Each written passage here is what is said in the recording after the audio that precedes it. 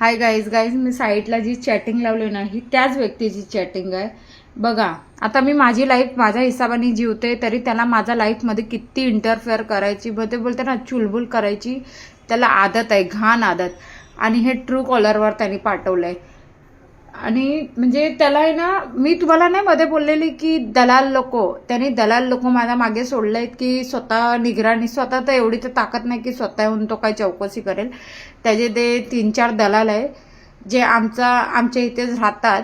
ते म्हणजे माझ्यावर नजर ठेवून त्याला खबर पोचवतात. जेव्हा की आता मी त्याची बायको पण नाही ने कोण आहे, फक्त मी आमचा दोघांचा जो एक मुलगा आहे त्याची आई आहे, बस. बाकी मी कोण नाही त्याची. तरी पण माझ्यावर तो निगराणी ठेवतोय. मी त्याला खुल्ली चॅलेंज या धमकी जे समजेल तो मी त्याला कालच आणि कालचाच मेसेजमध्ये तो पण मेसेज मी लावेन उद्याच्या ब्लॉगमध्ये. कालच्याच मेसेजमध्ये मी त्याला एक बोलली, अगर एक बाजूला मुलगा असेल नाही, एक बाजूला तू असेल ना, तू माराय पडला असेल नाही, माझा मुलगा माराय पडला असेल ना, तर मी तुला मारून टाकीन, माझ्या मुलाला वाचवीन. हे मी त्याला तोंडावर बोलले. तर मला बोलतो तू मला मारायची धमकी देते. मी बोलली मारायची धमकी नाही, त्याला अनपढ गवार वाचता येतं ना तर वाच, मी काय बोलले ते वाच. 15वी शिकलेला व्यक्ती अगर अशी चॅटिंग करू शकतो तर सोचा त्याची सोच किती गटर, एकदम घटियामध्ये घटिया गटर सोचवाला इंसान आहे.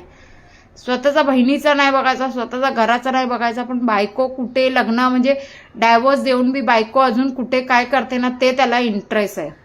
आणि मला आता त्याच्यामध्ये घंटा पण इंटरेस्ट राहिला नाही. मी माझी लाईफ जगते, बस. माझ्या लाईफमध्ये इंटरफेअर नको करू. बाय गाईज, आजच्यासाठी एवढाच. व्हिडिओ आवडल्यास लाईक करा, शेअर करा, कमेंट करा आणि यूट्यूबला सबस्क्राईब करा. बाय गाईज, भेटूया नेक्स्ट ब्लॉगमध्ये. Stay tune. आणि माझ्या त्या फेसबुक आयडीला रिपोर्ट मारा.